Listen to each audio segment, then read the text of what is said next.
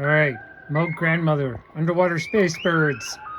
All right, starting on the left, keyboard out, sync in, modulation. It's going to give a close in of the knob settings.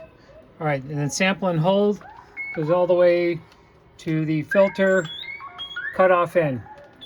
Okay, wave out goes to noise in the mixer.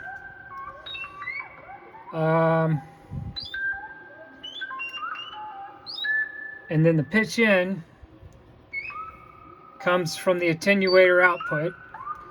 I like to kind of play with it between 0 and 10 o'clock there. All right, this pitch in here. Now this is the trick of the whole thing. The pitch in comes from the reverb out on the back here. So there's a reverb output and you can put it to the pitch in and oscillator too. And then let's see here. And then on the mixer, oscillator 2 in comes from the envelope positive out.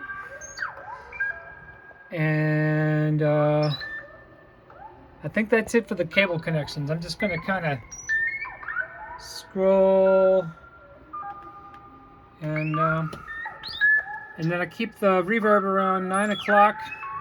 The reverb itself, you can totally turn it and it'll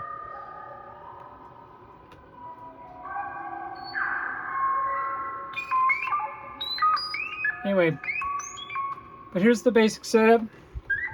It's fun. Yay, sound design.